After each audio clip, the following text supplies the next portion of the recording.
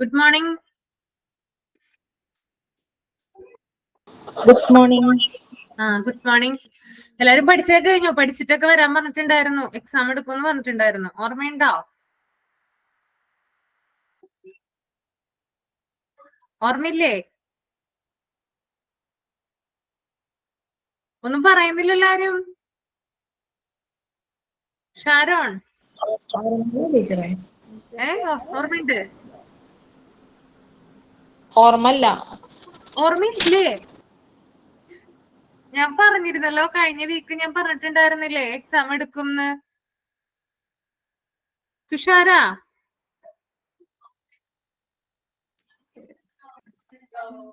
വായിച്ചിട്ടില്ലേ?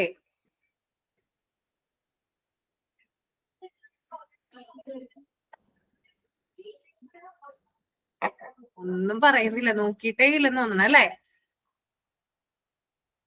മിസ്സേ, 27-ാം തീയതി recorded class കിട്ടിയിട്ടില്ല. ഞാനത് പറഞ്ഞിട്ടും അത് വന്നില്ല. വേറെ മാറിയാണ് കിടക്കുന്നത്. എത്രാം തീയതിയാണ് കിട്ടാത്തെ? 27. അത് പക്ഷെ എന്തോ കമ്പ്യൂട്ടറിന്റെ എന്തോ എടുക്കുന്ന ഒരു വീഡിയോ ആണ് കിടക്കുന്നത്. ആണല്ലേ? കമ്പ്യൂട്ടറിന്റെ വീഡിയോ അല്ലേ കിടക്കുന്നേ?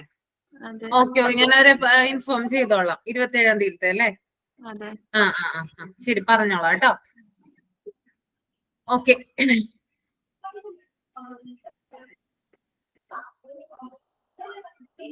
വേറെ ദിവസം പഠിച്ചിട്ട് വരണം കേട്ടോ. Okay miss. ഏതൊക്കെയാ പഠിക്കണ്ടേ? ചാപ്റ്റർ പറഞ്ഞിട്ടുണ്ടോ?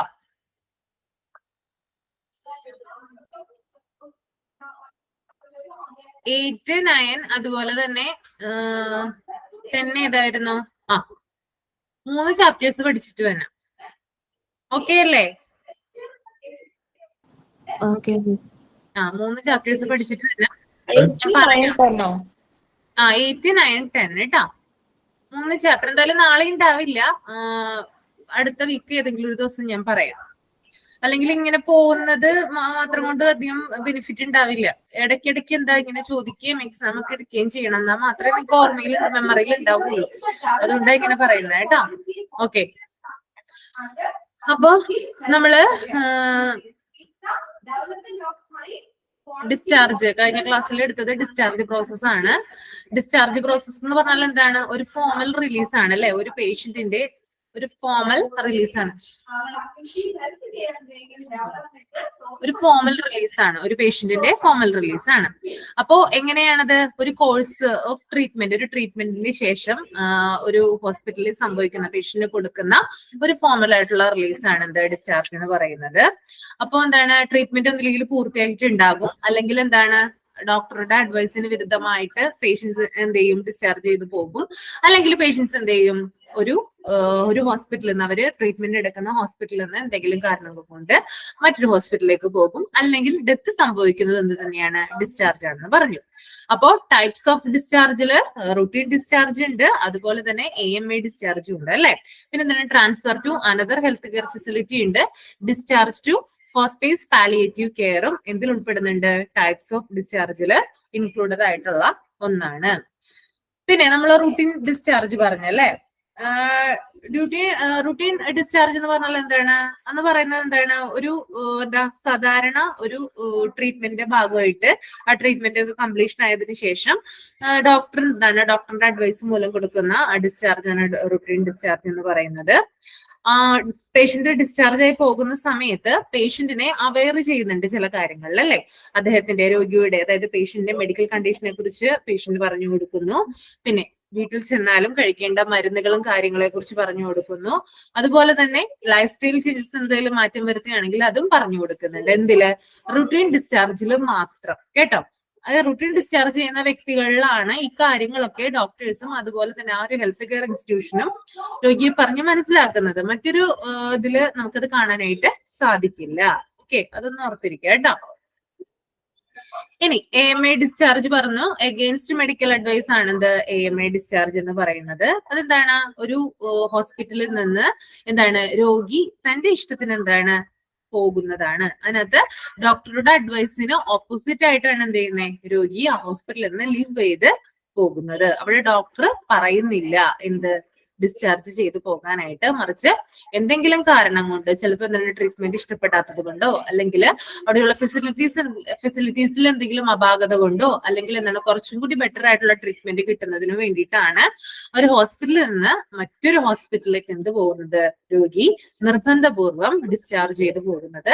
അതിനെയാണ് AMA ഡിസ്ചാർജ് എന്ന് പറയുന്നത്. ഓക്കെ, പിന്നെ ഞാൻ പറഞ്ഞു AMAയുടെ ഫോം കണ്ടെയ്ൻ, അതായത് എന്തൊക്കെ കാര്യങ്ങളാണ് AMA ഫോമിലുള്ളതെന്ന് പറഞ്ഞു കഴിഞ്ഞാൽ അല്ലെ. അപ്പോ ഞാൻ പറഞ്ഞ എന്താണ്, AMA ഡിസ്ചാർജിലെ ഫോമിൽ എന്തൊക്കെയാ ഉള്ളതെന്ന് പറഞ്ഞ് നിങ്ങൾ ആരെങ്കിലും ഒന്ന് പറഞ്ഞേ, എന്തൊക്കെയാ ഉണ്ടായിരിക്കുക, എന്താണ് ആ ഒരു കൺസെന്റ് ഫോമിൽ എഴുതിയിട്ടുണ്ടായിരിക്കുക, ആരെങ്കിലും ഒരാൾ പറ.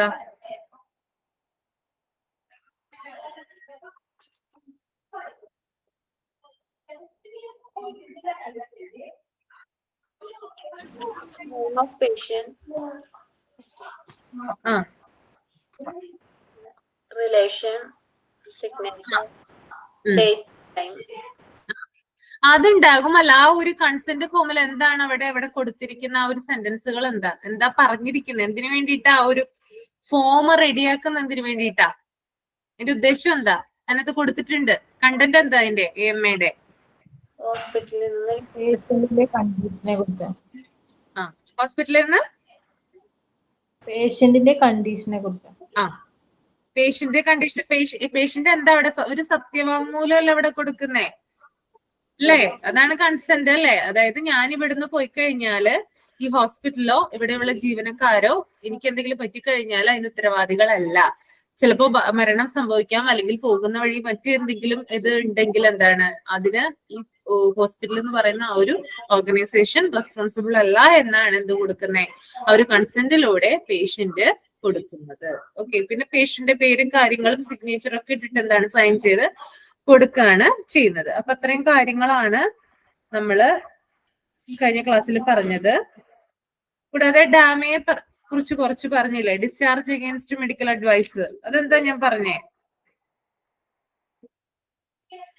എന്താ പറഞ്ഞേ? ഡാമയും ലാമയും തമ്മിലുള്ള വ്യത്യാസം എന്താ, ഡിഫറൻസ് എന്താ? ഡാമയില് കൺസെന്റ് ഫോം വാങ്ങും, ലാമയില് കൺസെന്റ് ഫോം വാങ്ങില്ല. ഓക്കെ, അതായത് ലാമയിൽ സൈൻ ചെയ്ത് കൊടുക്കില്ല, അപ്പൊ ഡോക്ടർ എന്ത് കൊടുക്കില്ല, ഒരു സാധനം കൊടുക്കില്ല അല്ലെ. അത് ഞാൻ പറഞ്ഞല്ലോ, എന്താ കൊടുക്കാത്ത ഡോക്ടർ? Discharge summary. നമുക്ക് ഡാമയില് ഡിസ്ചാർജ് സമ്മറി വാങ്ങിക്കാം, പക്ഷെ ലാമയില് സൈൻ ചെയ്യാത്തത് കൊണ്ട് എന്താണ്, ഡിസ്ചാർജ് സമ്മറി ഡോക്ടർ കൊടുക്കില്ല. അതാണ് ഒരു ഡിഫറൻസ് പറഞ്ഞത്. ഓക്കെ, അതുകൂടാതെ ഡാമ പ്രോട്ടോകോളിന് ഒരു എയിം ഉണ്ട്, ഒരു ലക്ഷ്യമുണ്ട്. ഈ ഒരു, അതായത് നമ്മളിപ്പോ ഡാമയായാലും സാമയായാലും ലാമയായാലും ഒക്കെ എന്താണ്, ഇതിനൊരു ലക്ഷ്യമുണ്ട്. അതെന്തായിരിക്കും അപ്പോ? അതായത് ആശുപത്രി വിട്ടതിന് ശേഷം രോഗിക്ക് എന്തെങ്കിലും സംഭവിച്ചാൽ ആശുപത്രിയോ ആശുപത്രിയിലെ ജീവനക്കാരോ നിയമപരമായ സംരക്ഷണം നൽകുന്ന ഒന്നാണെന്ത്, ഈ കൺസെന്റ് എന്ന് പറയുന്നത് കേട്ടോ. ഓക്കെ, അതായത് ഡോക്ടറുടെ അഡ്വൈസിനെതിരായിട്ട് ഒരു രോഗി പോയി കഴിഞ്ഞാല് ആ രോഗിക്ക് എന്തെങ്കിലും ഒന്ന് സംഭവിച്ചു കഴിഞ്ഞാല് എന്താണ്, അതിന് എന്താ പറയാ, അങ്ങനെ സംഭവിക്കുകയാണെങ്കിൽ ഈ ഒരു കൺസെന്റ് ഫോം അവിടെ കീപ്പ് ചെയ്യുന്നുണ്ടെങ്കിൽ എന്താണ്, ആ ഒരു ഓർഗനൈസേഷനോ അല്ലെങ്കിൽ അവിടെ വർക്ക് ചെയ്യുന്ന സ്റ്റാഫുകൾക്കോ നിയമപരമായിട്ടുള്ള ഒരു സംരക്ഷണം നൽകുന്നത് ആരാണ്, ഈ ഒരു ഡാമ പ്രോട്ടോകോൾ എയിം ആണ് കേട്ടോ. അതിന്റെ എയിം എന്ന് പറയുന്നത് ഇതാണ്, ഈ ഒരു പ്രോട്ടോകോൾ അനുസരിച്ചിട്ടാണ് ഇത് ചെയ്യുന്നത്. അത് ഓർത്ത് വയ്ക്കുക കേട്ടോ.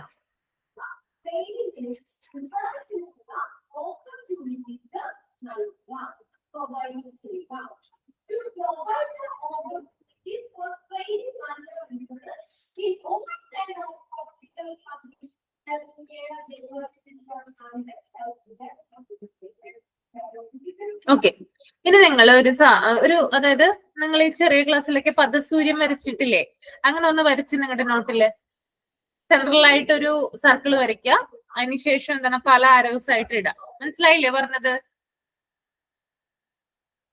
മനസ്സിലായോ? മനസ്സിലായി. ആ ഒരു പദസൂര്യൻ ആ സംഭവം ഒന്ന് വരച്ച് എന്നിട്ട് ഞാൻ പറയുന്നത് എഴുതാട്ടോ.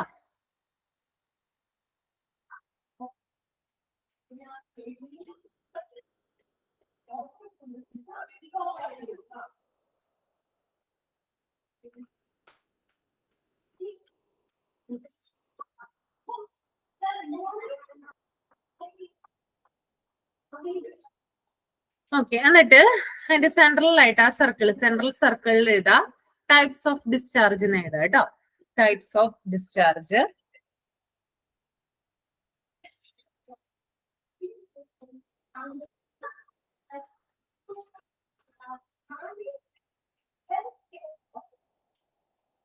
എന്നിട്ട് ഒരു 5 ആരോ ഇടാം കേട്ടോ, മുകളിലേക്കും താഴേക്കും.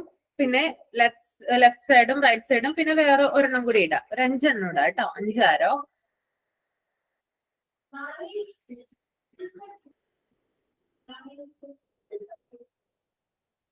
എന്നിട്ട് ഞാൻ പറയുന്നതിൽ ആദ്യത്തേൽ എഴുതാം. ഫസ്റ്റ് വൺ ഈസ് ട്രാൻസ്ഫർ കേട്ടോ, ട്രാൻസ്ഫർ എന്ന് എഴുതാം. ഡിസ്ചാർജുകളാണ് കേട്ടോ പറയുന്നത്, ടൈപ്സ് ഓഫ് ഡിസ്ചാർജുകളാണ് പറയുന്നത്. ട്രാൻസ്ഫർ എഴുത ഒരെണ്ണം.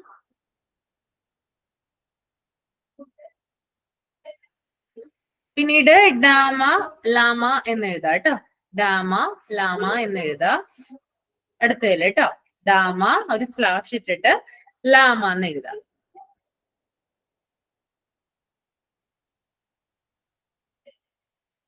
എന്നിട്ട് വേറൊരെണ്ണത്തിൽ എഴുതാം പ്ലാനഡ് എന്ന് എഴുതാം കേട്ടോ, പ്ലാനഡ് അഥവാ റുട്ടീൻ ഡിസ്ചാർജ് കേട്ടോ, പ്ലാനഡ് ഡിസ്ചാർജ് എന്ന് എഴുതാം.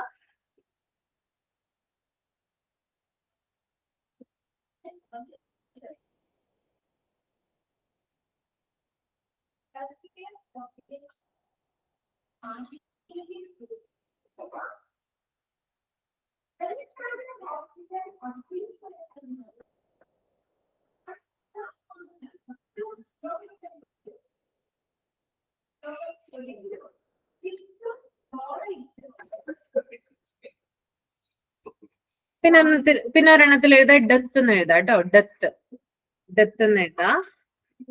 ടീച്ചർ നോട്ട് പറയാനാ ടീച്ചർ? ആ നോട്ട്സ് പറയാനായിട്ടാ. നോട്ട്സ് ഒരു പദസൂര്യം വരച്ചിട്ട് നമ്മൾ പല ആരോകളാക്കി വരയ്ക്കില്ലേ ചെറിയ ചെറിയ ക്ലാസ്സിൽ, അതുപോലെ എഴുതണം എന്നാ പറഞ്ഞേ. ടീച്ചർ ഒന്നുകൂടെ പറയാം, ഞാൻ ആ ഇപ്പോഴാണോ കേറിയത്? ഇപ്പൊ കേറിയത് ടീച്ചർ. അതായത് സെൻട്രലിലുള്ള ഒരു സർക്കിളിൽ ടൈപ്സ് ഓഫ് ഡിസ്ചാർജ് എന്ന് കൊടുക്കുക. ഓക്കെ, എന്നിട്ട് പല ആരോകളായിട്ട് ഇടുക കേട്ടോ. നിങ്ങൾ ചെറിയ ക്ലാസ്സിലൊക്കെ ചെയ്തിട്ടുണ്ടാവില്ലേ, അതുപോലെ ഇടുക. ഒരു 5 എണ്ണം കേട്ടോ, 5 ആരോ വേണം. ടീച്ചർ സെന്ററിൽ എന്താണ് എഴുതേണ്ടത്? ടൈപ്സ് ഓഫ് ഡിസ്ചാർജ് എന്ന് എഴുതാം, types of discharge, types of discharge.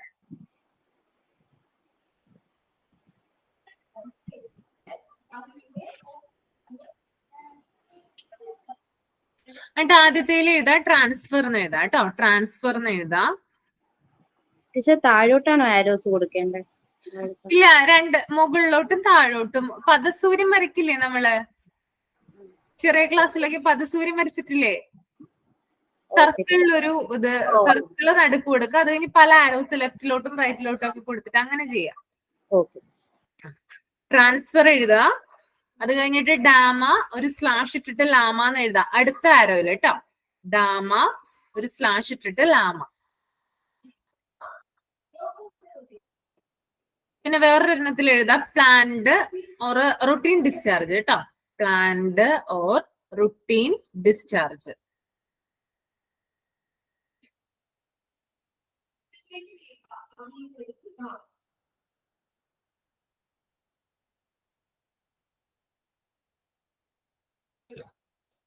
പിന്നീട് വേറൊരെണ്ണത്തിൽ എഴുതാം ഡെത്ത് എന്ന് എഴുതാം കേട്ടോ, ഡെത്ത് എന്ന് എഴുതാം.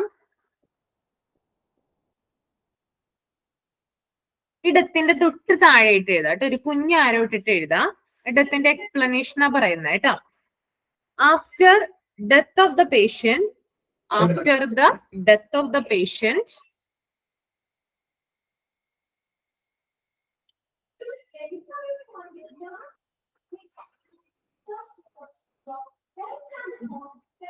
after the death of the patient,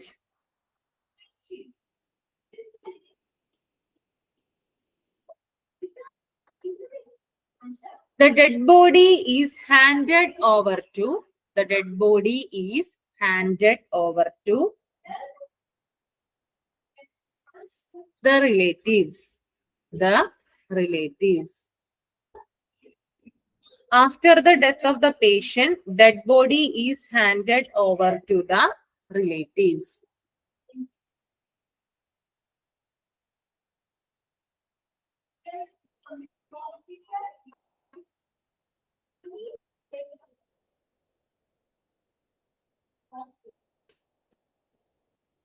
ഞാൻ അടുത്തൊരു ആരോയില് എഴുതാം. അബ്സ്കൗണ്ട് എന്ന് എഴുതാം കേട്ടോ. അബ്സ്കൗണ്ട്, ABSCOND,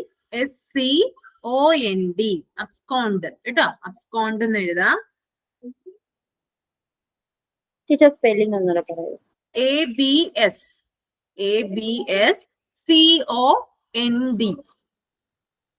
അബ്സ്കൗണ്ട് കേട്ടോ. ABSCOND,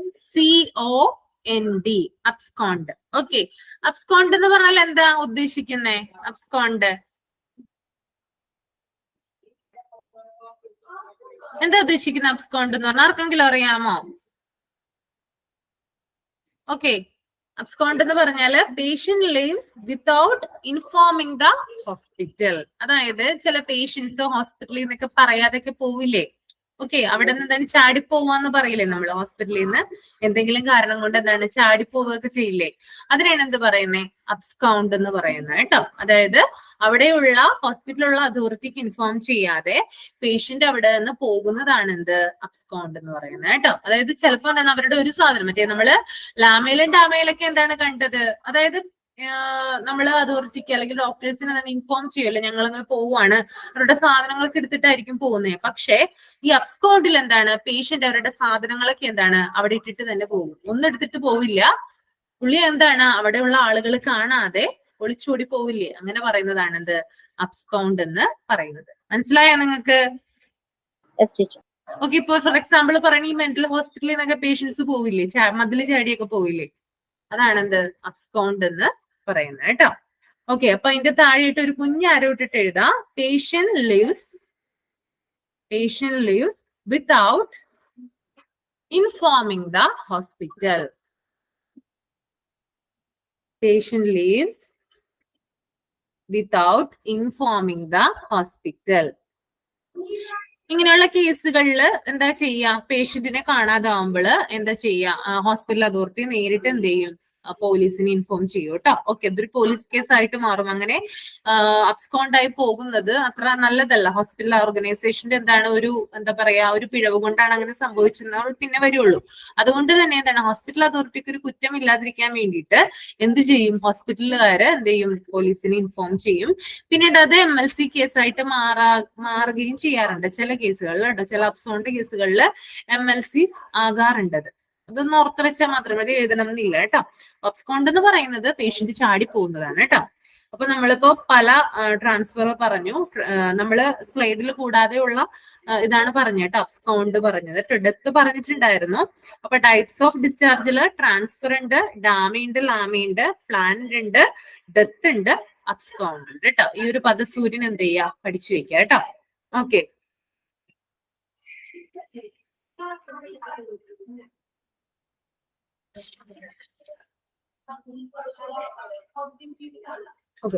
ഇനി നമ്മള് അടുത്തത് transfers to another health care facility ആണ് പറയാൻ പോണേ. ശ്രദ്ധിച്ചിരിക്കാം. Either as a referral or as by patient request, transfer to another healthcare facility. Refer to the process of moving a patient from one hospital or healthcare facility to another, usually for the purpose of getting specialized medical care or services that are not available at the present facility. The transfer may be arranged by the healthcare provider or hospital where the patient is presently receiving care, or it may be requested by the patient or their family due to valid reasons. A physician's referral form is used to refer patients to a specialist for medical treatment while transferring to another hospital. അതായത് മറ്റൊരു health care ഫെസിലിറ്റിയിലേക്കുള്ള കൈമാറ്റം അല്ലെങ്കിൽ മറ്റൊരു health care ഫെസിലിറ്റിയിലേക്ക് മാറ്റുന്നത്, ഒരു രോഗിയെ ഒരു ആശുപത്രിയിൽ നിന്ന് മാറ്റുന്ന പ്രക്രിയയാണെന്ന് പറയുന്നത് ഈ ഒരു transfer to another health care facility എന്ന് പറയുന്നത് കേട്ടോ. അപ്പോ ഡിസ്ചാർജ് എന്ന് പറയുന്നത് ഇപ്പോ നമ്മള് ഒരു ഹോസ്പിറ്റലിൽ ട്രീറ്റ്മെന്റ് ഇരിക്കുകയാണെങ്കിൽ അവിടെ ഇരിക്കുന്ന ആ ഒരു രോഗിയെ എന്താണ് ആ ഹോസ്പിറ്റലിൽ നിന്ന് മറ്റൊരു ഹോസ്പിറ്റലിലേക്ക് മാറ്റുന്നത് എന്ത് തന്നെയാണ്? ഒരു ഡിസ്ചാർജ് ആണ് കേട്ടോ. അപ്പോ ഒരു ഹെൽത്ത് കെയർ ഫെസിലിറ്റിയിൽ നിന്ന് മറ്റൊരു ഹെൽത്ത് കെയർ ഫെസിലിറ്റിയിലേക്ക് മാറ്റുന്ന പ്രോസസ്സ് എന്താണ്? ട്രാൻസ്ഫർ ആണ്. അതിനെന്താണ് നമ്മൾ പറയുന്നത്? ഡിസ്ചാർജ് എന്ന് തന്നെയാണ് പറയുന്നത്. അപ്പോ ഇങ്ങനെ ഒരു എന്താ പറയാ, ഇങ്ങനെ രോഗിയെ മാറ്റാനായിട്ട് പല കാരണങ്ങളും ഉണ്ടാവും അല്ലെ. പെട്ടെന്ന് എന്ത് ചെയ്യില്ല, നമ്മളൊരു ഹോസ്പിറ്റലിൽ ട്രീറ്റ്മെന്റിൽ ഇരിക്കുമ്പോൾ എന്താണ് വേറൊരു ഹോസ്പിറ്റലിലേക്ക് പോവില്ല. പക്ഷെ എന്താണ്, അതിന് പല കാരണങ്ങളും ഉണ്ടാവും, പല റീസൺസും ഉണ്ടാവും. ആ റീസൺ ആണ് പറയുന്നത് കേട്ടോ. ഒരു ഹോസ്പിറ്റലിൽ നിന്ന് മറ്റൊരു ഹോസ്പിറ്റലിലേക്ക് മാറ്റുന്നതിനുള്ള റീസൺസ് എന്തൊക്കെയാണെന്ന് നോക്കാം. Health care facility to another, അതായത് മറ്റൊരാൾക്ക് എന്താണ് ആരോഗ്യ സൗകര്യം ഉറപ്പാക്കാൻ വേണ്ടിയിട്ട്, അതായത് ഫെസിലിറ്റീസ് പ്രൊവൈഡ് ചെയ്യാൻ വേണ്ടിയിട്ട്. ഇപ്പൊ നമ്മള് ചികിത്സിച്ചുകൊണ്ടിരിക്കുന്ന ഹോസ്പിറ്റലില് ആ രോഗവുമായി ബന്ധപ്പെട്ട് ആ രോഗിക്ക് വേണ്ടത്ര ആരോഗ്യ സംരക്ഷണം കിട്ടുന്നില്ല എങ്കിൽ എന്താണ്, ഫെസിലിറ്റീസ് ഇല്ല എന്ന് വിചാരിക്കുക. ചിലപ്പോൾ എന്താണ് ഓപ്പറേഷൻ തിയേറ്ററിന്റെ എന്തെങ്കിലും പ്രശ്നങ്ങൾ കൊണ്ടാകാം, അല്ലെങ്കിൽ എന്താണ് വേണ്ടത്ര ഡോക്ടർമാരില്ലാത്തത് കൊണ്ടാവാം, അല്ലെങ്കിൽ അനസ്തേഷ്യ അങ്ങനെയുള്ള വിഭാഗങ്ങള് ഒക്കെ വരാത്തത് കൊണ്ടായിരിക്കാം, അല്ലെങ്കിൽ എന്താണ് കുറച്ചുകൂടി ബെറ്റർ ആയിട്ടുള്ള നല്ല രീതിയിലുള്ള ഒരു ഫെസിലിറ്റീസ് കിട്ടാൻ വേണ്ടിയിട്ട് എന്ത് ചെയ്യും, നമ്മള് വേറൊരു ഹെൽത്ത് കെയർ ഇതിലേക്ക് മാറ്റും അല്ലെ. നമ്മൾ ഒരിക്കലും നമ്മൾ എന്ത് ചെയ്യില്ല, നമ്മൾ ഒരു ഹോസ്പിറ്റലിൽ നിന്ന് മറ്റൊരു ഹോസ്പിറ്റലിലേക്ക് പോകുമ്പോൾ ആ ഹോസ്പിറ്റലിനേക്കാളും മികച്ചൊരു ഹോസ്പിറ്റലിനെ നമ്മൾ തിരഞ്ഞെടുക്കും അല്ലെ. തീരെ അതിലും ബിലോ ആയിട്ടുള്ള ഹോസ്പിറ്റൽ നമ്മൾ തിരഞ്ഞെടുക്കോ നമ്മള് പറ, തിരഞ്ഞെടുക്കോ? ഇല്ല അല്ലെ. നമ്മൾ കുറച്ചുകൂടി ടോപ്പിൽ നോക്കിയിട്ട് നമ്മൾ സെലക്ട് ചെയ്യുള്ളൂ. അപ്പൊ അങ്ങനെ ചെയ്യുന്നത് എന്തിനു വേണ്ടിയിട്ടാണ്, ഇവിടെ കിട്ടാത്ത സൗകര്യങ്ങള് രോഗിക്ക് പോകുന്ന ഹോസ്പിറ്റലിൽ കിട്ടാൻ വേണ്ടിയിട്ടാണ് ഏറ്റവും ബെറ്റർ ആയിട്ടുള്ള ഹോസ്പിറ്റൽ നമ്മൾ ചൂസ് ചെയ്യുന്നത്. അപ്പൊ രോഗിയുടെ ആരോഗ്യ സംരക്ഷണം ഉറപ്പുവരുത്തുന്നതിന് വേണ്ടിയിട്ടാണ് എന്ത് ചെയ്യുന്നത്, നമ്മള് ഒരു രീതിയിൽ ഡിസ്ചാർജ് ചെയ്യുന്നത് കേട്ടോ. അത് ട്രാൻസ്ഫർ ആണ് ചെയ്യുന്നത്. ഓക്കെ, ഇനി സ്പെഷ്യലൈസ്ഡ് മെഡിക്കൽ കെയർ, അതായത് സ്പെഷ്യലൈസ്ഡ് ആയിട്ടുള്ള മെഡിക്കൽ കെയർ കിട്ടുന്നതിന് വേണ്ടിയിട്ട്, അതായത് ചില ഹോസ്പിറ്റലുകളിൽ എന്താണ് സ്പെഷ്യലൈസ്ഡ് ആയിട്ടുള്ള മെഡിക്കൽ കെയർ ഉണ്ട് അല്ലെ. അതായത് സ്പെഷ്യലൈസ്ഡ് ഹോസ്പിറ്റൽ ഉണ്ട്. ആ ഹോസ്പിറ്റലിൽ ചെന്ന് കഴിഞ്ഞാൽ എന്താണ്, അവര് നല്ല രീതിയിൽ ആ രോഗിയെ നല്ല രീതിയിൽ കെയർ ചെയ്യല്ലേ. അവർക്ക് മാത്രം പ്രത്യേകമായിട്ട് എന്തുണ്ടാവും, ചിലപ്പോൾ നഴ്സുമാരുണ്ടാകും, ചിലപ്പോ എന്താ പറയാ കെയർ പ്രൊവൈഡേഴ്സ് ഉണ്ടാകും. അപ്പൊ എന്താണ് ഇവരുടെ രോഗത്തിന് വേണ്ടി മാത്രം, ഇവരെ ശുശ്രൂഷിക്കാൻ വേണ്ടി മാത്രം ഇവർക്ക് ശ്രദ്ധ കോൺസെൻട്രേഷൻ കൊടുത്തുകൊണ്ട് മാത്രം എന്താണ് വർക്ക് ചെയ്യുന്ന ആളുകൾ ഉണ്ടാവും. അപ്പൊ അങ്ങനെയുള്ള ഹോസ്പിറ്റലിലേക്ക് എന്ത് ചെയ്യും, രോഗിയെ ചിലപ്പോ ഷിഫ്റ്റ് ചെയ്യും. അതായത് ഇൻഡിവിജ്വൽ ആയിട്ടുള്ള കെയർ, പ്രത്യേകമായിട്ടുള്ള കെയർ ആ രോഗിക്ക് മാത്രം കിട്ടുന്നതിന് വേണ്ടിയിട്ട്. അപ്പൊ സ്പെഷ്യലൈസ്ഡ് കെയറിന് വേണ്ടിയിട്ട് എന്ത് ചെയ്യാറുണ്ട്, ഒരു ഹോസ്പിറ്റലിൽ നിന്ന് മറ്റൊരു ഹോസ്പിറ്റലിലേക്ക് രോഗിയെ ട്രാൻസ്ഫർ ചെയ്യാറുണ്ട്. ഇനി മൂന്നാമത്തേതാണ് നിലവിലെ സൗകര്യത്തിൽ ലഭ്യമല്ലാത്ത സേവനങ്ങൾ ലഭിക്കുന്നതിന് വേണ്ടിയിട്ട്. ഞാൻ നേരത്തെ പറഞ്ഞ പോയിന്റ് ആയിട്ട് കണക്ട് ചെയ്യാം. അതായത് ഒരു ഹോസ്പിറ്റലില് രോഗിക്ക് വേണ്ട രീതിയിലുള്ള സേവനങ്ങൾ ലഭിക്കുന്നില്ല എങ്കിൽ എന്ത് ചെയ്യാം, നമുക്ക് വേറെ ഹോസ്പിറ്റലിലേക്ക് രോഗിയെ മാറ്റാവുന്നതാണ്. ഓക്കെ, ഇനി ഇവിടെ പറയുന്നത് ട്രാൻസ്ഫർ, അതായത് ഇങ്ങനെ രോഗിയെ കൊണ്ടുപോകുമ്പോൾ അതിനുള്ള ട്രാൻസ്ഫർ അറേഞ്ച് ചെയ്യുന്നത് ആരാണ്, ഒന്നില്ലെങ്കിൽ ഹോസ്പിറ്റല് അല്ലെങ്കിൽ ഹെൽത്ത് കെയർ പ്രൊവൈഡേഴ്സോ അവിടെ വർക്ക് ചെയ്യുന്ന ജീവനക്കാരോ ആകാം.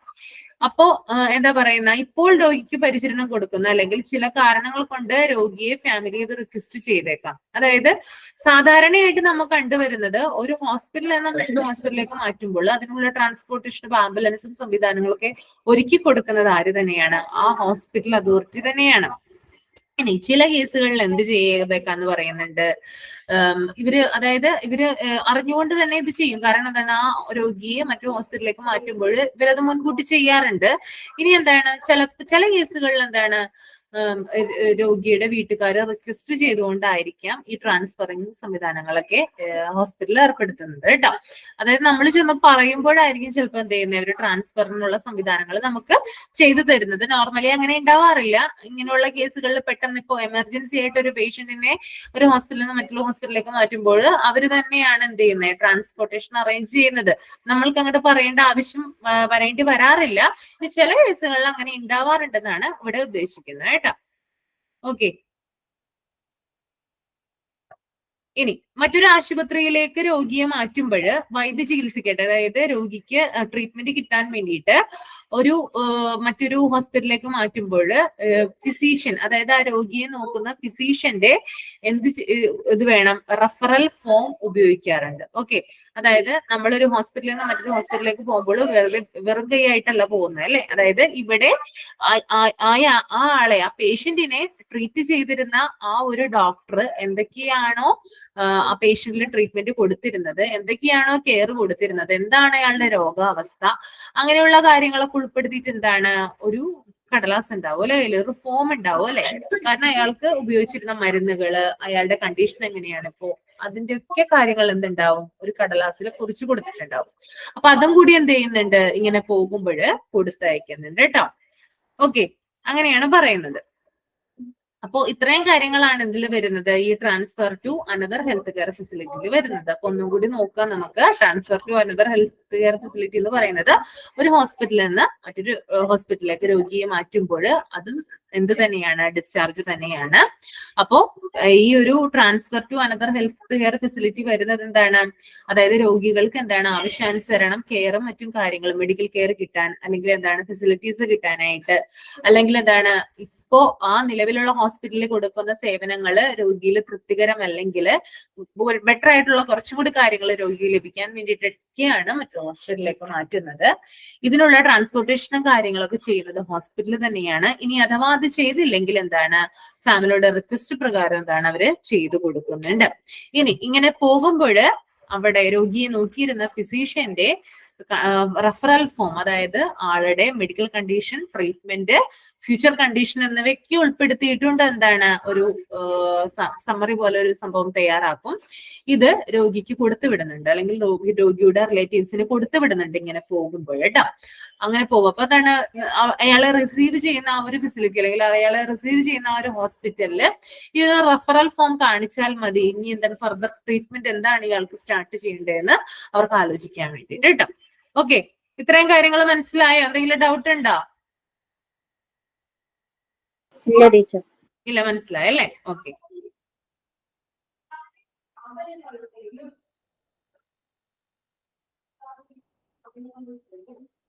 ഒരു 2 ലൈൻ എഴുതാനുണ്ട് കേട്ടോ, ഒന്ന് എഴുതിക്കോളൂ കേട്ടോ. The term transfer means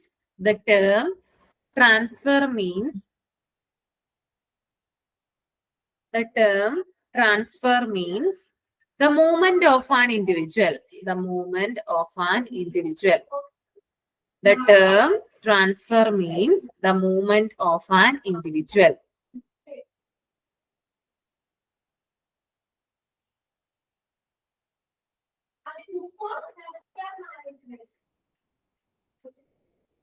Okay.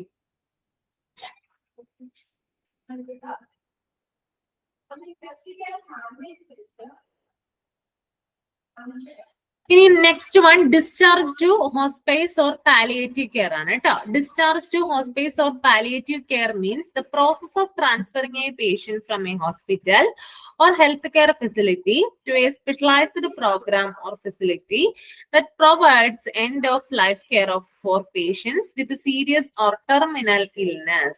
അതായത് ഈ എന്താ ഈ പാലിയേറ്റീവ് കെയർ എന്ന് ഉദ്ദേശിക്കുന്നേ? പാലിയേറ്റീവ് കെയർ കിടപ്പ് രോഗികളെ സംരക്ഷിക്കുന്നു. കിടപ്പ് രോഗികളെ സംരക്ഷിക്കാനാണ് അല്ലെ. അതായത് ഒരു സാന്ത്വന പരിചരണ കേന്ദ്രം അല്ലെ. അതായത് രോഗികൾക്ക് ആശ്വാസം നൽകുന്ന എന്താണ്, ഒരു പരിചരണ കേന്ദ്രം, അല്ലെങ്കിൽ അതൊരു ട്രീറ്റ്മെന്റ് കെയർ ഇതിലേക്കാണ് രോഗിയെ മാറ്റുന്നത് കേട്ടോ. ഇതെന്താന്ന് പറയാം. അതായത് ഒരു ഹോസ്പിറ്റലിലേക്കോ പാലിയേറ്റീവ് കെയറിലേക്കോ ഡിസ്ചാർജ് ചെയ്യുക എന്നതിനർത്ഥം ഗുരുതരമായതോ അല്ലെങ്കിൽ മാരകമായതോ രോഗങ്ങളുള്ള രോഗികൾക്ക് ജീവിതാവസാനം പരിചരണം നൽകുന്ന ഒരു പ്രത്യേക പ്രോഗ്രാമിലേക്കോ സൗകര്യത്തിലേക്കോ ഒരു രോഗിയെ മാറ്റുക എന്നതാണ്. അപ്പൊ എന്താണ്, ഈ ഒരു പാലിയേറ്റീവ് കെയറിലേക്കൊക്കെ രോഗിയെ മാറ്റുമ്പോൾ എന്താണ് അവിടെ ഉദ്ദേശം എന്താ വരുന്നത്? അതായത് കിടപ്പിലായ രോഗികൾ, അവശത അനുഭവിക്കുന്ന രോഗികളൊക്കെ ഉണ്ടാവില്ലേ, ഇവർക്കൊക്കെ എന്താണ് ജീവിതാവസാനം വരെ, അതായത് അവരുടെ ലൈഫ് ലോങ് എന്താണ് കെയർ കൊടുക്കാൻ വേണ്ടിയിട്ടാണ് എന്ത് ചെയ്യുന്നത്, ഈ ഒരു പാലിയേറ്റീവ് കെയറുകളിലേക്കൊക്കെ ഹോസ്പിറ്റലിൽ നിന്ന് ഡയറക്റ്റ് ആയിട്ട് ഡിസ്ചാർജ് ചെയ്യുന്നത്. അപ്പോ ഇവരുടെ കണ്ടീഷൻ എന്ന് പറയുന്നത് ക്രിട്ടിക്കൽ ആയിരിക്കും, അല്ലെങ്കിൽ എന്താണ് മാരകമായിട്ടുള്ള കണ്ടീഷനുകളിലൊക്കെ ആയിരിക്കും ഇവരുണ്ടായിരിക്കാം. അപ്പൊ അങ്ങനെയുള്ള രോഗികൾക്ക്, അതായത് അവര് ജീവിതത്തിലേക്ക് വരാനായിട്ട് എന്താണ് ബൈ ചാൻസ് കുറച്ച് കുറവാണ്. അതായത് പക്ഷെ എന്താണ് അവർക്ക് പ്രോപ്പർ ആയിട്ടുള്ള ട്രീറ്റ്മെന്റ് അവർക്ക് യഥാസമയം കിട്ടിയിരിക്കണം. അങ്ങനെ ഒരു ഉദ്ദേശത്തോടു കൂടി വേണ്ടിയിട്ടാണ് എന്ത് ചെയ്യുന്നത്, പാലിയേറ്റീവ് കെയറിലേക്ക് മാറ്റുന്നത്. അപ്പൊ ഇവിടെ ലൈഫ് ലോങ് അവർക്ക് എന്താ കിട്ടുന്നത്, അതായത് ഒരു കെയർ ആണ് കിട്ടുന്നത്, ട്രീറ്റ്മെന്റും കിട്ടുന്നുണ്ട്, കൂടെ അവരെ നല്ല രീതിയിൽ എന്ത് ചെയ്യുന്നുണ്ട്, പരിചരിക്കുകയും ചെയ്യുന്നുണ്ട്. ഓക്കെ. ഇനി വേദനയും ലക്ഷണങ്ങളും കൈകാര്യം ചെയ്യല്. അതായത് അവര് ഇപ്പോ അങ്ങനെയുള്ള പേഷ്യൻസ് ആകുമ്പോൾ എന്താണ് ധാരാളം എന്താണ് പെയിൻ ഒക്കെ ഉണ്ടാവും അല്ലെ, അതുപോലെ സിംറ്റംസും കാര്യങ്ങളൊക്കെ കൂടുതൽ ഉണ്ടാകും. പിന്നെ എന്താണ് അപ്പൊ അങ്ങനെയുള്ള പേഷ്യൻസിന് എന്താണ് ഡീൽ ചെയ്യുക, പിന്നെ അവർക്കൊരു മെന്റലി ഒരു സപ്പോർട്ട് കൊടുക്കുക, പിന്നെ എന്താണ് സ്പിരിച്വൽ ആയിട്ടുള്ള ഒരു കെയർ കൊടുക്കുക. അങ്ങനെയുള്ളതിലൊക്കെ ശ്രദ്ധ കേന്ദ്രീകരിച്ചിട്ട് ജീവിതത്തിന്റെ അവസാന ഘട്ടങ്ങളിൽ എന്താണ് രോഗികൾക്കും അവരുടെ കുടുംബങ്ങൾക്കും ആശ്വാസവും പിന്തുണയും നൽകുന്നതിനാണ് ഈ ഒരു പാലിയേറ്റീവ് കെയർ എന്ന് പറയുന്ന ഒരു സംഭവം രൂപവൽക്കരിച്ചിരിക്കുന്നത് കേട്ടോ. അന്ന് ഓർത്തു വെക്കുക കേട്ടോ. എന്താണ് വേദന, അതുപോലെ തന്നെ എന്താണ്, അതായത് രോഗങ്ങളിൽ കൂടുതൽ പെയിൻ അവരുണ്ടാകും, കൂടുതൽ സിംറ്റംസ് ഉള്ളവരുണ്ടാകും. അപ്പൊ ഇങ്ങനെയുള്ള രോഗികളെ കൈകാര്യം ചെയ്തിട്ട് അവർക്ക് എന്ത് കൊടുക്കണം? ഒരു മെന്റലി സ്പിരിച്വലി ആയിട്ടുള്ള സപ്പോർട്ട് കൊടുത്തിട്ട് അവരിൽ മാത്രം കോൺസെൻട്രേറ്റ് ചെയ്തിട്ട് എന്താണ് അവരുടെ ജീവിതത്തിന്റെ അവസാന നാളുകളിൽ എന്താണ് അവർക്കും അതുപോലെ തന്നെ അവരുടെ കുടുംബങ്ങൾക്കും അവരുടെ ഫാമിലിക്കൊക്കെ വേണ്ടിയിട്ട് എന്താണ് ആശ്വാസവും അതുപോലെ തന്നെ പിന്തുണയൊക്കെ നൽകുന്നതിനാണ് പാലിയേറ്റീവ് കെയർ എന്നുള്ളൊരു കൺസെപ്റ്റ് വന്നത് കേട്ടോ. ഓക്കെ, ഇതൊന്ന് എഴുതിയെടുക്കണോ? നിങ്ങൾക്ക് നോട്ട് വേണോ?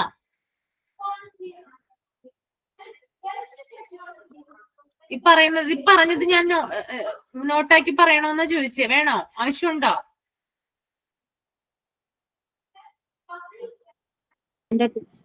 ഉണ്ട്. അപ്പൊ ഒന്ന് എഴുതിയെടുത്തോ കേട്ടോ. പാലിയേറ്റീവ് കെയറുകളുടെ ഉദ്ദേശം എന്താണെന്നാണ് കേട്ടോ. The purpose of palliative care അങ്ങനെ എഴുതിയെടുത്തിട്ട് ഇതൊന്ന് എഴുതാം.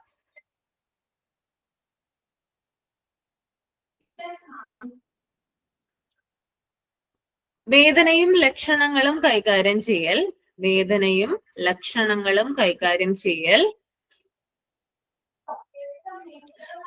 വൈകാരിക പിന്തുണ, വൈകാരിക പിന്തുണ,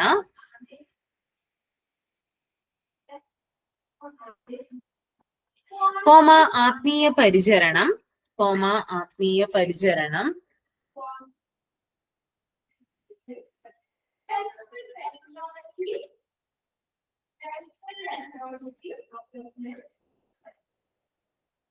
എന്നിവയിൽ ശ്രദ്ധ കേന്ദ്രീകരിച്ച്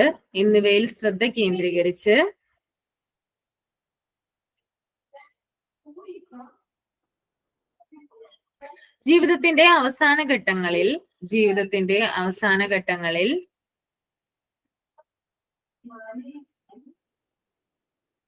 രോഗികൾക്കും അവരുടെ കുടുംബങ്ങൾക്കും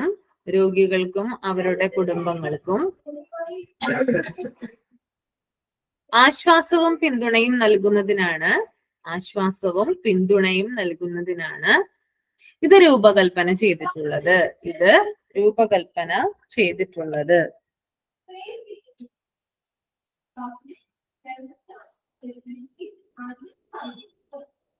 ഓക്കെ,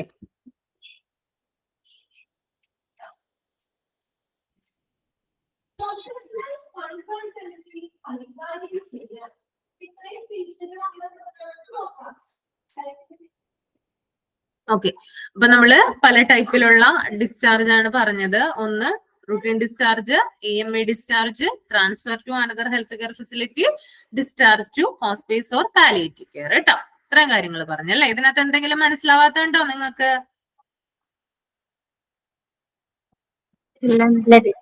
എല്ലാം മനസ്സിലായല്ലേ? ഓക്കെ. ഇനി നെക്സ്റ്റ് നോക്കിയേ. Things you can implement right away to remove the obstacles in your discharge process and improve revenues. അതായത് നിങ്ങളുടെ ഡിസ്ചാർജ് പ്രക്രിയയിലെ തടസ്സങ്ങൾ നീക്കുന്നതിനും വരുമാനം മെച്ചപ്പെടുത്തുന്നതിനും നിങ്ങൾക്ക് ഉടനടി നടപ്പിലാക്കാൻ കഴിയുന്ന ചില കാര്യങ്ങൾ കേട്ടോ. ഓക്കെ, അതായത് എന്താ പറയുന്നേ, ഇപ്പൊ ഒരു ഹോസ്പിറ്റല് ഡിസ്ചാർജ് പ്രക്രിയ നടത്തുന്നുണ്ടല്ലോ, ഹോസ്പിറ്റലിലെ ഡിസ്ചാർജ് പ്രോസസ്സ് നടത്തുന്നേ.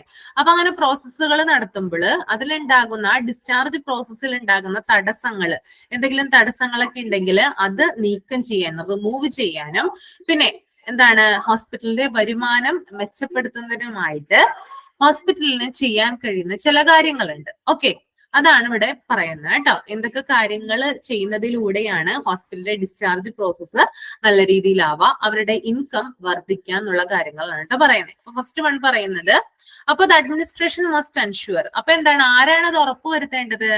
ഹോസ്പിറ്റലിലെ അഡ്മിനിസ്ട്രേഷൻ വിഭാഗം എന്ന് പറയുന്ന ഒരു ഡിപ്പാർട്ട്മെന്റ് ഉണ്ട് അല്ലെ. ആ ഒരു ഡിപ്പാർട്ട്മെന്റ് ആണ് എന്ത് ചെയ്യുന്നത്? ഇങ്ങനെയുള്ള കാര്യങ്ങളിൽ ശ്രദ്ധിച്ച് ഇങ്ങനെയുള്ള കാര്യങ്ങൾ സുഗമമായിട്ട് നടത്തേണ്ടത് കേട്ടോ. അപ്പൊ ഹോസ്പിറ്റലില് പ്രത്യേകിച്ച് ഓർമ്മിച്ചിരിക്കുക, അഡ്മിനിസ്ട്രേഷൻ എന്ന് പറയുന്ന ഒരു വിഭാഗമുണ്ട്, അവരാണ് ഈ കാര്യങ്ങളിൽ ശ്രദ്ധിക്കേണ്ടത്. ഓക്കെ, അപ്പൊ എന്തൊക്കെയാണെന്ന് നോക്കാം. First one is efficient billing system. അതായത് എന്താ പറയാ, കാര്യക്ഷമമായിട്ടുള്ള ബില്ലിംഗ് സംവിധാനം അതുണ്ടായിരിക്കാം. ഓക്കെ, അതായത് നമ്മളിപ്പോ ഒരു രോഗിയെ ഡിസ്ചാർജ് ഒക്കെ ചെയ്ത് കഴിഞ്ഞാൽ എന്താണ് നമുക്ക് എന്തായാലും ഫൈനൽ ബില്ല് അവിടെ സെറ്റിൽ ചെയ്യാനുണ്ടാവും അല്ലെ. അപ്പൊ നല്ല രീതിയിൽ ഒരു ഫാസ്റ്റ് ആയിട്ടുള്ള ബില്ലിംഗ് സിസ്റ്റം ഉണ്ടെങ്കിൽ മാത്രമേ ഇപ്പൊ കുറെ രോഗികൾ ഡിസ്ചാർജ് ചെയ്യുന്നത് ഒരേ സമയത്തൊക്കെ ആണെങ്കിൽ എന്താണ് നമുക്ക് ഭയങ്കരമായിട്ടുള്ള ഒരു ക്രഷ് അനുഭവപ്പെടും അല്ലെ. അതിപ്പോ ബില്ലിങ്ങിലായാൽ പോലും എന്താണ് നമുക്ക് ആ ബുദ്ധിമുട്ടുകൾ നമുക്ക് കാണാനായിട്ട് സാധിക്കും. നമ്മളൊക്കെ എക്സ്പീരിയൻസ് ചെയ്തിട്ടുള്ള കാര്യങ്ങളാണത്. അതായത് ആ ഒരു കൗണ്ടറിൽ ഉണ്ടാകുന്ന തിരക്കും കാര്യങ്ങളും. അപ്പൊ എന്താണ് നല്ല രീതിയിലുള്ള ഒരു എഫിഷ്യന്റ് ആയിട്ടുള്ള ഒരു ബില്ലിംഗ് സിസ്റ്റം ഉണ്ടെങ്കിൽ എന്താണ് നമുക്ക് ഇങ്ങനെയുള്ള ഈ ഒരു ഡിസ്ചാർജ് പ്രോസസ്സിൽ ഉണ്ടാകുന്ന കാര്യങ്ങൾക്കൊക്കെ എന്താണ് കുറച്ച് തടസ്സങ്ങളൊക്കെ നീക്കാനായിട്ട് സാധിക്കും. ഓക്കെ, ഇനി രണ്ടാമത് വരുന്നത് electronic charts and medical records. അതായത് ഇലക്ട്രോണിക് ചാർട്ടുകള് മെഡിക്കൽ റെക്കോർഡ്സ് ഒക്കെ എന്ത് ചെയ്യണം, കീപ്പ് ചെയ്ത് വെക്കണം. രോഗികളെ സംബന്ധിച്ചിട്ടുള്ള ഇപ്പൊ ഡിസ്ചാർജ് ചെയ്ത് പോകുന്ന സമയത്താണെങ്കിലും എന്തെങ്കിലും കാര്യത്തിന് എന്താണ് അത് എടുക്കേണ്ടി വന്നാലോ, അല്ലെങ്കിൽ അവരുടെ ഒരു ഫോട്ടോസ്റ്റാറ്റ് രോഗിക്ക് എടുത്തു കൊടുക്കേണ്ടി വന്നാലോ ഒക്കെ എന്താണ് നമ്മൾ അത് നല്ല രീതിയിൽ എന്ത് ചെയ്യണം, കീപ്പ് ചെയ്തിട്ടുണ്ടാകണം. ഓക്കെ, ഇനി മൂന്നാമത്തത് ഡിസ്ചാർജ് പ്ലാനിങ് ഡ്യൂറിങ് അഡ്മിഷൻ. പിന്നെ വളരെ പ്രധാനപ്പെട്ട ഒന്നാണ് അഡ്മിഷൻ സമയത്ത് തന്നെ എന്ത് ചെയ്യണം, നമ്മള് ഡിസ്ചാർജ് ആസൂത്രണം ചെയ്യണം കേട്ടോ. അത് വളരെ പ്രധാനപ്പെട്ട ഒന്നാണ്. അതായത് രോഗി വന്നു, അതായത് രോഗി ഡോക്ടറെ കൺസൾട്ട് ചെയ്തിട്ട് അഡ്മിഷൻ എടുക്കാനായിട്ട് വാർഡിലേക്ക് വരുമ്പോ തന്നെ എന്താണ്, അതായത് ഡോക്ടറുമായിട്ടൊക്കെ കൂടി ആലോചിച്ചിട്ട് എന്ത് ചെയ്യണം, രോഗിയുടെ ഡിസ്ചാർജ് നമ്മൾ പ്ലാൻ ചെയ്യണം. കാരണം ഇന്നൊരു പ്ലാനിലേക്കായിരിക്കും നമ്മൾ അവരെ അഡ്മിറ്റ് ചെയ്തിട്ടുണ്ടാവുക. ഇപ്പോ എന്താ പറയാ, ഇപ്പോ ഓരോ മെഡിസിൻസിന്റെ ഒക്കെ പീരീഡ് അനുസരിച്ചിട്ടൊക്കെ ആയിരിക്കും ചിലപ്പോ നമുക്ക് ആ ഒരു അഡ്മിഷൻ അവിടെ തരിക. ചിലപ്പോൾ 5 ദിവസത്തേക്കായിരിക്കും തരിക, ചിലപ്പോൾ 7 ദിവസത്തേക്കായിരിക്കും, ചിലപ്പോൾ 3 ദിവസത്തേക്കായിരിക്കും. അപ്പൊ എന്താണ് ആ ഒരു അഡ്മിഷൻ സമയത്ത് തന്നെ എന്ത് ചെയ്തിട്ടുണ്ടായിരിക്കും, നമ്മള് പേഷ്യന്റിനെ ഡിസ്ചാർജ് ചെയ്യുന്ന ആ ഒരു സമയം നമ്മള് പ്ലാൻ ചെയ്തിട്ടുണ്ടായിരിക്കണം എന്നാണ് ഇവിടെ പറയുന്നത്. ഇനി ഇംപ്രൂവ് കെയർ കോർഡിനേഷൻ. അതായത് പ്രവേശന ഏകോപനം മെച്ചപ്പെടുത്തുക. അതായത് പേഷ്യന്റ് വരുമ്പോൾ എന്താണ് നല്ല രീതിയിൽ അവരെ കോർഡിനേറ്റ് ചെയ്ത് എല്ലാ കാര്യങ്ങൾക്കും അവർക്ക് ചെയ്തു കൊടുത്തിട്ട് എന്ത് ചെയ്യുക, അവരെ എന്താ പറയാ അഡ്മിറ്റ് ചെയ്യുക. അല്ലെങ്കിൽ എന്താണ് അഡ്മിറ്റ് ചെയ്യുന്ന സമയമായാലും ഡിസ്ചാർജ് സമയമായാലും എന്താണ് ഒരു കെയർ കോർഡിനേഷൻ നല്ല രീതിയിൽ നടത്തുക എന്നതാണ് ഉദ്ദേശിക്കുന്നത് കേട്ടോ. ഇനി ബെറ്റർ ബെഡ് മാനേജ്മെന്റ്. അത് ഞാൻ പറഞ്ഞതാണ് എപ്പോഴും, ബെഡ് മാനേജ്മെന്റ് എന്ന് പറയുന്നത് വളരെ ഇമ്പോർട്ടന്റ് ആയിട്ടുള്ള കാര്യമാണ് ഹോസ്പിറ്റലിനെ അപേക്ഷിച്ച്. അപ്പോൾ ബെഡ് മാനേജ്മെന്റ് ആയിട്ടുള്ള കാര്യങ്ങൾക്ക് എന്താണ് കൂടുതൽ ഇംപ്രൂവ്മെന്റ് ഉണ്ടാക്കാനായിട്ട് ശ്രദ്ധിക്കുക. അതുകൂടാതെ ensure discharge medication reaches the ward ASAP. അതായത് ഡിസ്ചാർജ് മരുന്നുകൾ എത്രയും വാർഡിൽ എത്തുന്നുവെന്ന് ഉറപ്പാക്കുക. ഒരു രോഗിയെ ഡിസ്ചാർജ് ചെയ്ത് കഴിഞ്ഞു കഴിഞ്ഞാല് എന്താണ് ആ രോഗിക്ക് കഴിക്കാനുള്ള മരുന്നുകൾ എന്ത് ചെയ്യും, ആ സമയത്ത് തന്നെ ആ വാർഡിൽ എത്തിച്ചു കൊടുക്കും അല്ലെ. അങ്ങനെയല്ലേ ഉണ്ടാവുക. അതായത് ചിലപ്പോ എന്താണ് ചില മരുന്നുകളൊക്കെ എന്താണ് ബാലൻസ് വന്നിട്ടുണ്ടാവാം, ചിലത് എന്താണ് വേണം എന്നുണ്ടാകാം. അപ്പൊ അതൊക്കെ അറിഞ്ഞുകൊണ്ട് ഇപ്പൊ ബാലൻസ് വന്ന മരുന്നുകളൊക്കെ ആണെങ്കിൽ അവിടെ നിന്ന് മാറ്റുകയും രോഗിക്ക് ആവശ്യമുള്ള മരുന്നുകൾ അവിടെ എത്തിക്കാനായിട്ട് ശ്രമിക്കുകയും ചെയ്യുക. കാരണം രോഗി അവിടെ നിന്ന് ലീവ് ചെയ്ത് പോകുന്നതിന് മുമ്പായിട്ട് രോഗിയുടെ കൈകളിലേക്ക് എന്ത് ചെയ്യുക, ഈ ഒരു മരുന്നുകൾ എത്തിക്കാനായിട്ട് ശ്രമിക്കുക. ഓക്കെ, അതാണ് ഇവിടെ പറയുന്നത് കേട്ടോ. ഈ അസാപ്പ് എന്ന് പറയുന്നത് ASAP എന്ന് പറയുന്നത് ആസ് സൂൺ ആസ് പോസിബിൾ എന്നാണ് കേട്ടോ. എത്രയും പെട്ടെന്ന് എന്ത് ചെയ്യുക, രോഗിക്ക് മരുന്നുകൾ എത്തിക്കാനായിട്ട് ശ്രദ്ധിക്കുക. അപ്പൊ ഇത്രയും കാര്യങ്ങൾ ശ്രദ്ധിച്ചാൽ എന്ത് ചെയ്യാൻ പറ്റും, നമുക്ക് നല്ല രീതിയിൽ എന്താണ് ഡിസ്ചാർജ് പ്രൊസീജിയർ അധികം കുഴപ്പമില്ലാതെ പോകും. അതുകൂടാതെ എന്താണ് ഹോസ്പിറ്റലിന്റെ ഇൻകവും വർദ്ധിക്കും. First one is efficient billing system ആണ്. Second one is electronic charts and medical records. Third one is discharge planning during admission. And fourth one is improve care coordination. Fifth one is better bed management. And sixth one is ensure discharge medication reaches the ward ASAP. Okay,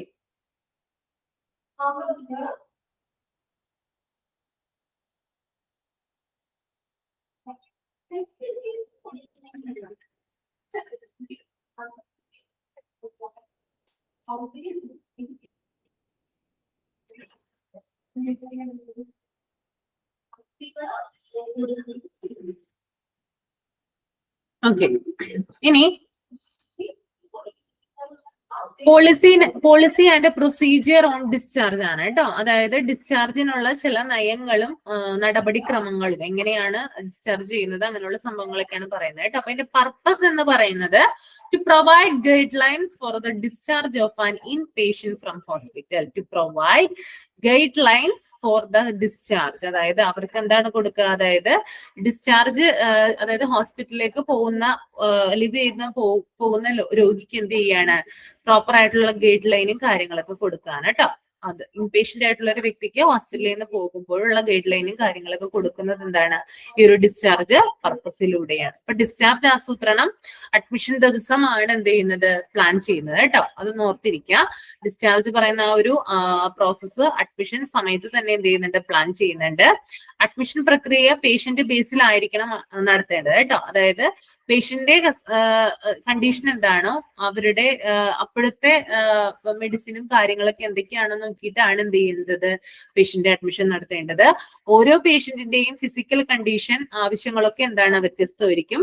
അതിനനുസരിച്ചിട്ടാണ് എന്ത് ചെയ്യേണ്ടത്, discharge നമ്മൾ plan ചെയ്യേണ്ടത്.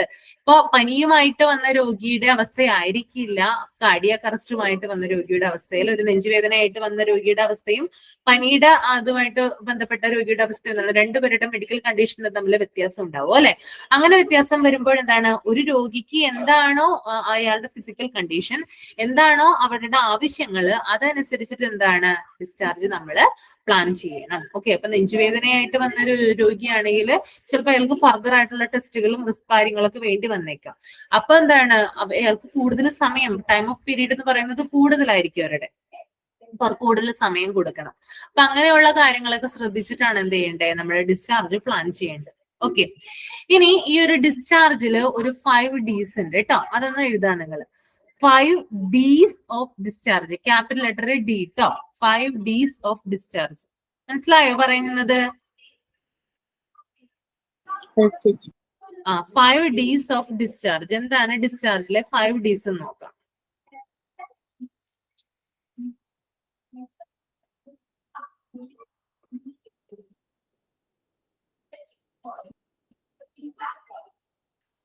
First D എന്ന് പറയുന്നത് diagnosis ആണ് കേട്ടോ. First D എന്ന് പറയുന്നത് ഡയഗ്നോസിസ് ആണ്.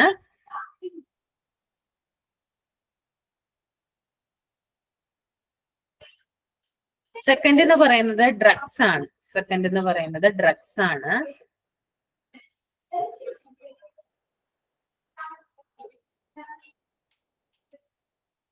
തേർഡ് ഡോക്ടറാണ്.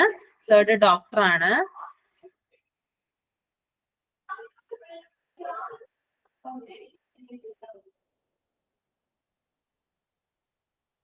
ഫോർത്ത് ഡയറക്ഷൻ ആണ്. ഫോർത്ത് ഡയറക്ഷൻ ആണ്. Fourth direction.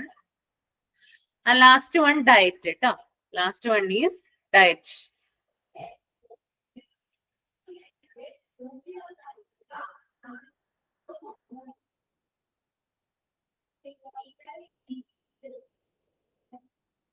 Five Ds of discharge: diagnosis, drugs, doctor, direction, diet. Okay, ഇത്രയും കാര്യങ്ങളാണ് വരുന്നത് കേട്ടോ 5 Ds. മനസ്സിലായോ നിങ്ങൾക്ക്? എന്തൊക്കെയാ 5 Dകള്? 5 Dകൾ എന്ന് പറഞ്ഞു തന്നാ. Diagnosis, drugs, doctor, direction and diet. Okay.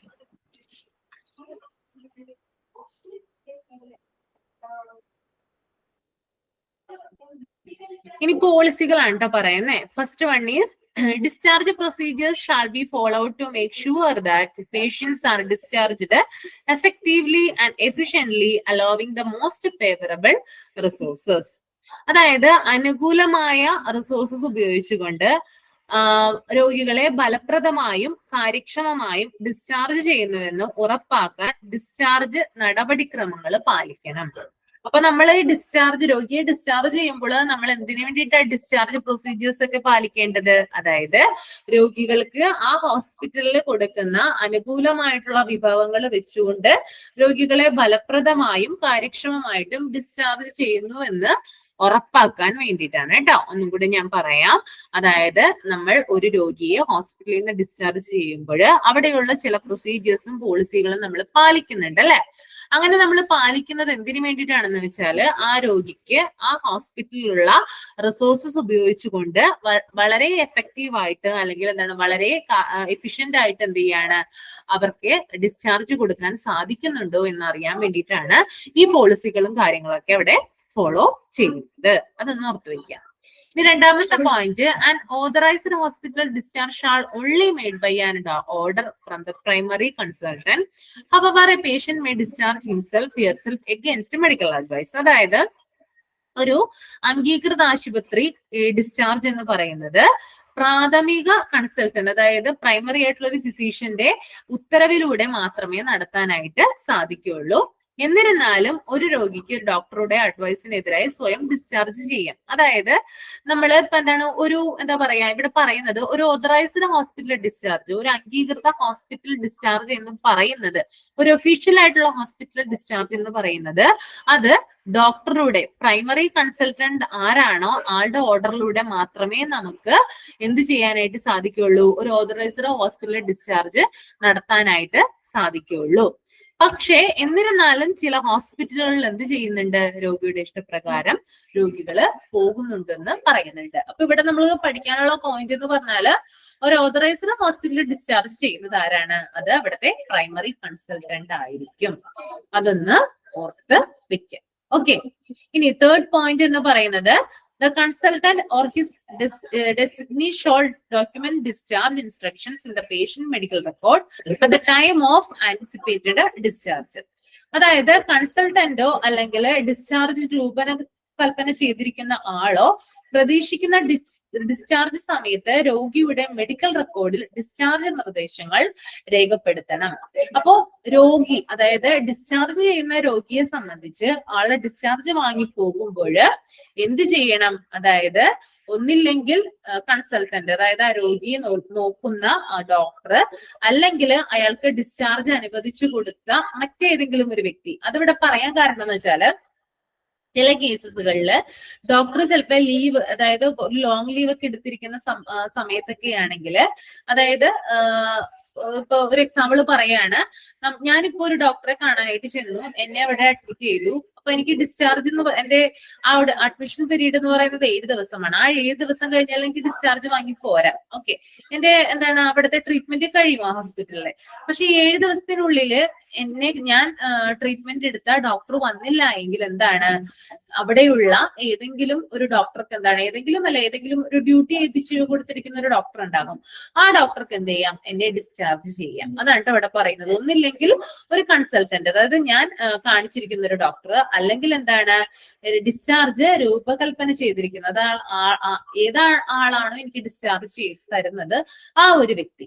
അപ്പൊ ആ ഒരു പ്രതീക്ഷിക്കുന്ന സമയത്ത് ആ ഡിസ്ചാർജ് ചെയ്യുമ്പോഴെന്താണ്, ആ ഡിസ്ചാർജ് ചെയ്യുന്ന ആ ഒരു ടൈമിൽ എന്ത് ചെയ്യണം, രോഗിയുടെ മെഡിക്കൽ റെക്കോർഡില് ഡിസ്ചാർജ് നിർദ്ദേശങ്ങൾ രേഖപ്പെടുത്തണം. ഓക്കെ, അതായത് ഇപ്പോ രോഗിയുടെ മെഡിസിനെ കുറിച്ചിട്ടാകാം, അല്ലെങ്കിൽ രോഗി ഫോളോ ചെയ്യേണ്ട കെയറിനെ കുറിച്ചിട്ടാകാം, പിന്നെ ഫർദർ ആയിട്ടുള്ള ഇൻഫർമേഷൻ എന്തെങ്കിലും ഉണ്ടല്ലേ, അതായത് ഡിസ്ചാർജിന് ശേഷവും ഇനി വേറെ എവിടെയെങ്കിലും ഈ രോഗിയെ കാണിക്കണമെങ്കിൽ, വേറെ ഏതെങ്കിലും ഡോക്ടറിനെ കാണിക്കണം എങ്കിൽ, അങ്ങനെയുള്ള കാര്യങ്ങളൊക്കെ ഉണ്ടെങ്കിൽ എന്താണ്, അത് എഴുതി കൊടുത്ത് അത് മെഡിക്കൽ റെക്കോർഡിൽ എന്ത് ചെയ്യണം, രേഖപ്പെടുത്തുകയും ചെയ്യണമെന്നാണ് പറയുന്നത്. ഓക്കെ, മനസ്സിലായോ? തേർഡ് പോയിന്റ് മനസ്സിലായോ?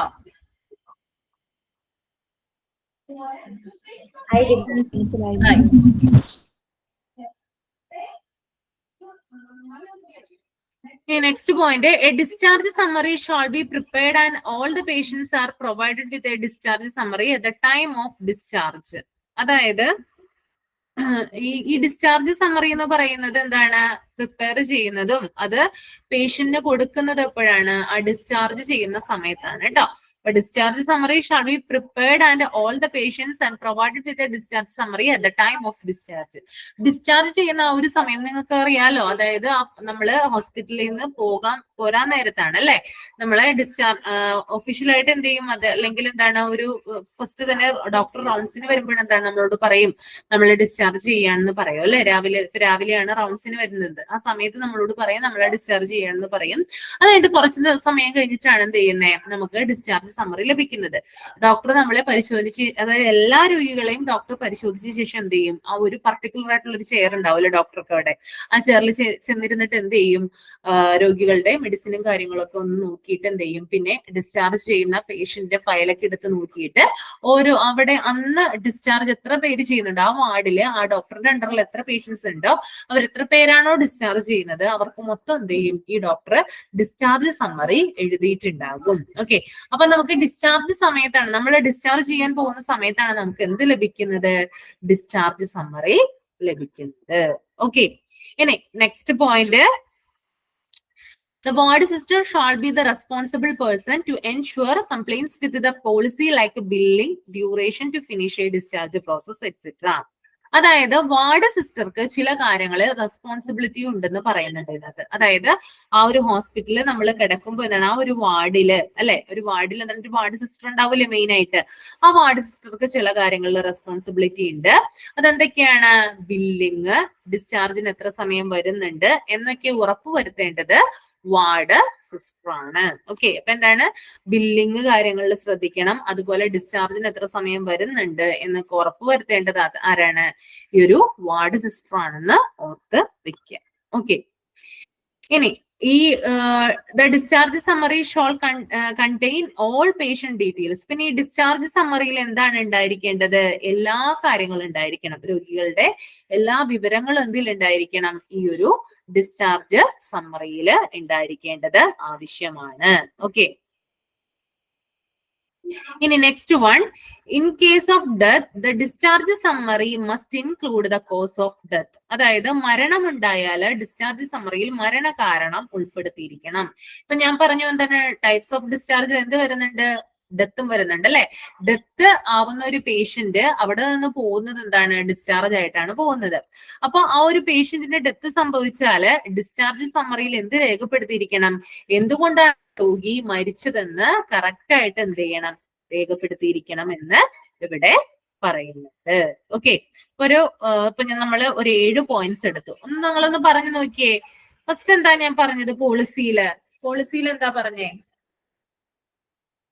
ഫസ്റ്റ് വൺ ആരെങ്കിലും ഒരാൾ പറഞ്ഞേ, ഷാരോൺ ഒന്ന് പറഞ്ഞേ ഫസ്റ്റ് പോയിന്റ് ഞാൻ പറഞ്ഞത്, ഫസ്റ്റ് പോയിന്റ് എന്താ പറഞ്ഞേ,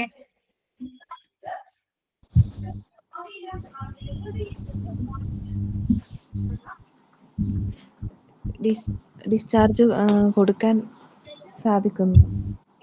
എങ്ങനെയാ സാധിക്കുന്നത്, അനുകൂലമായ വിഭവങ്ങൾ വെച്ചുകൊണ്ട് ഫലപ്രദമായി ഡിസ്ചാർജ് കൊടുക്കാൻ സാധിക്കുന്നു.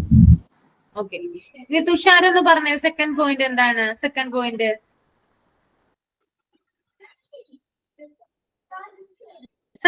എന്ന് പറഞ്ഞേ തുഷാര, സെക്കൻഡ് പോയിന്റ് പറഞ്ഞേ. An authorized hospital discharge shall only be made by an order from primary consultant. Primary consultantന്റെ ഓർഡറിലൂടെ ആയിരിക്കണം ഹോസ്പിറ്റൽ ഡിസ്ചാർജ് അതറൈസ് ചെയ്യാനായിട്ട്. However, a patient may discharge himself against medical advice.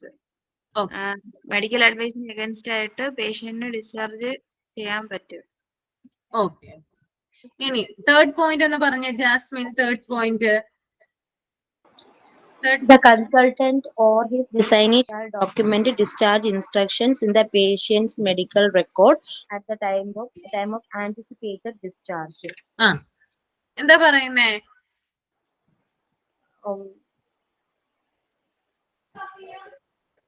പേഷ്യന്റിന്റെ medical റെക്കോർഡിന്റെ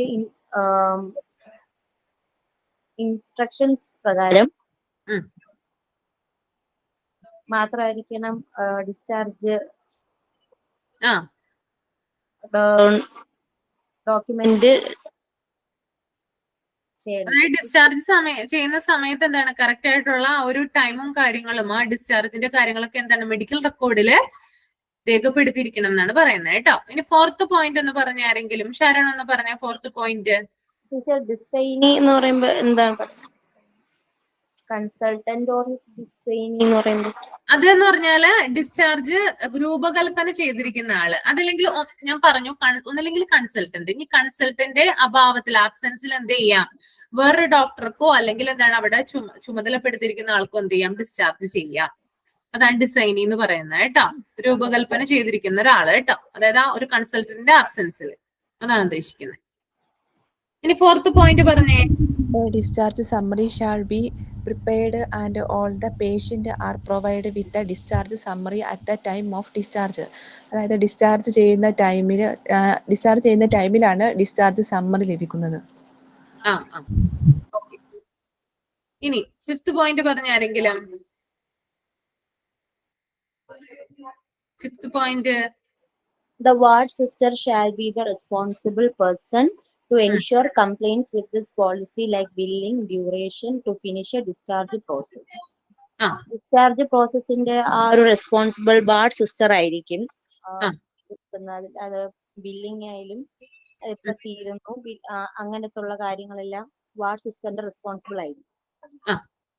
okay. ഇനി sixth and seventh point എന്ന് പറഞ്ഞ ആരെങ്കിലും? 2 point കൂടെ ഒരുമിച്ചൊന്ന് പറഞ്ഞേ. The discharge summary shall contain all patient details. Discharge സമ്മറിയിൽ patient എല്ലാ ഡീറ്റെയിൽസ് ഉണ്ടായിരിക്കണം. In case of death, the discharge summary must include the case of death. Patient മരിക്കുകയാണെങ്കിൽ മരണകാരണം വ്യക്തമാക്കും. ഓക്കെ.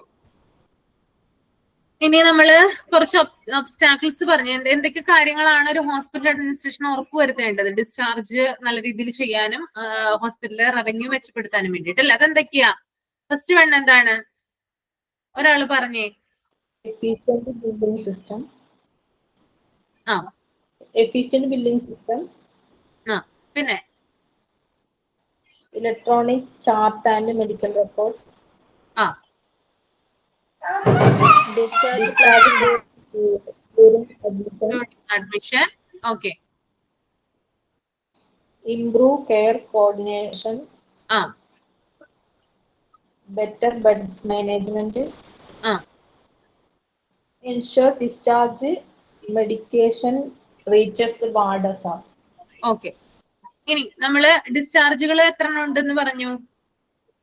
എക്സ്പ്ലെയിൻ ചെയ്ത് പഠിച്ചത് എത്ര എന്ന് പറഞ്ഞേ. ഫസ്റ്റ് വൺ എന്താണ്? Routine discharge. രണ്ടാമത്തത് ഡിസ്ചാർജ്. മൂന്നാമത്തത് transfer to another health care facility. Okay. To hospitals or palliative care. Okay. നമ്മളൊരു പദസൂര്യം വരച്ചിട്ട് എന്തൊക്കെ കാര്യങ്ങളാ പറഞ്ഞത്? ഒന്ന് പറഞ്ഞാരെങ്കിലും പദസൂര്യം വരച്ചിട്ട്. Type of discharge. Transfer. Dama.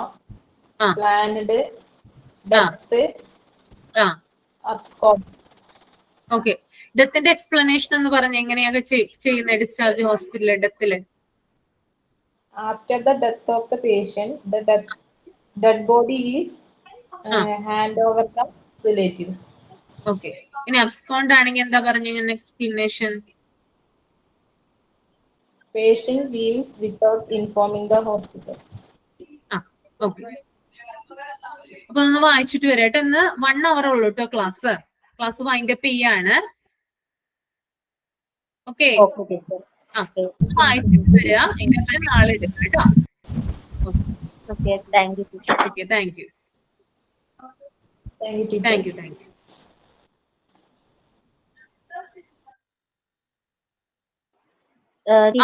പറഞ്ഞോ. ടീച്ചർ നമുക്കിനി ക്ലാസ് ഇല്ലേ? എന്താ? ഇല്ല, 1 hour ഉള്ളൂ. ഇന്ന് 11:30 വരെ ഉള്ളൂ കേട്ടോ.